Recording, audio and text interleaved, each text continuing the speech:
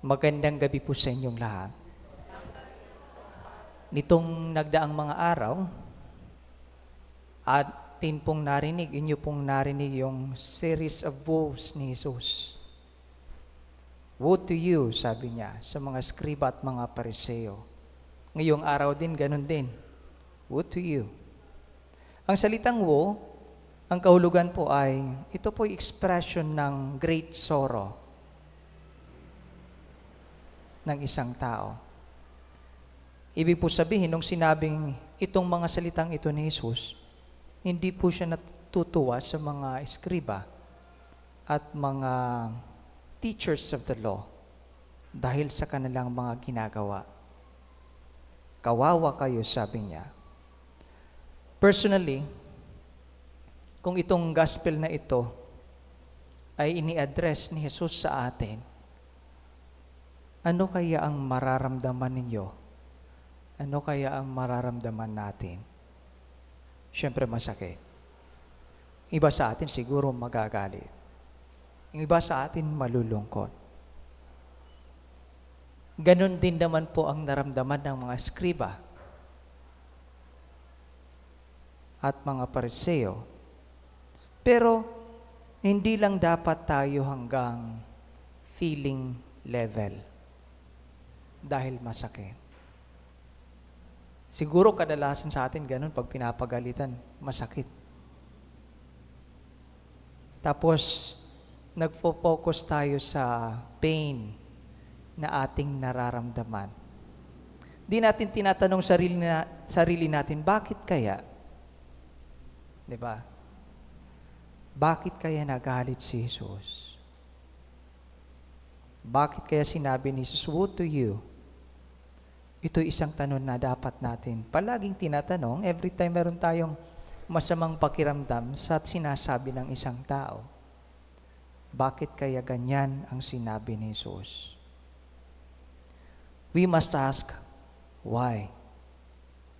Itong mga salitang ito ni Jesus ay hindi lamang po addressed sa mga skriba, sa mga teachers of the law, kundi addressed din po sa ating lahat.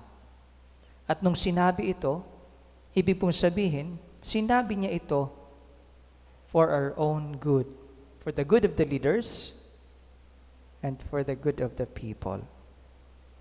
For the good of the leaders, and for the good of the people. Ngayong araw, siniselebrate po natin ang kapistahan ni Santa Monica, patrona ng mga nanay na may anak na pasaway. May pasaway ba kayong anak? Father, marami po. Yung tipong luhod, tayo ng luhod, tapos dasal ng dasal, di naman lang mabago-bago. Siguro si Santa Monica, maraming beses itong nasermonan si San Agustin. Anak niya si San Agustin eh. And she prayed for a very long time. Magbago lang si San Agustin at ang kanyang asawa. Well, makikita natin dito na ang pagmamahal ay firm, ha? Hindi lang puro bigay. Firm. Sabi ni Jesus, woe to you. Kawawa ka. Diba? Love is firm. Ito yung firmness ng side, ng umukha ng pagmamahal. Love is firm. Si Santa Monica, si San Agustin ay nakaranas siguro ng maraming ganito kay Santa Monica. At gayon din naman siguro kayong may mga pasaway na anak. Diba? Kaming kaparandian, may pasaway na parokyano. Ganon din naman ang ginagawa. However, dapat natin palaging maalala na pag ginagawa natin po ito po'y nagpapaalala o nagpapakita na mahal natin ang isang tao. Gusto natin maayos ang kanyang buhay.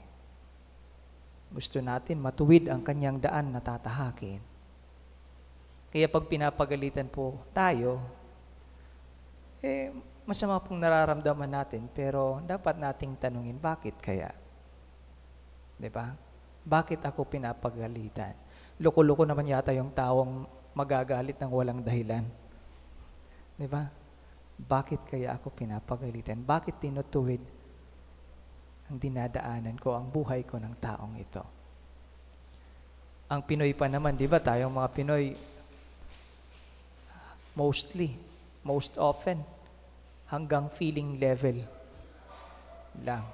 Pag prinang ka, galit na yan. Galit na yan. Pero kailangan nating i-process.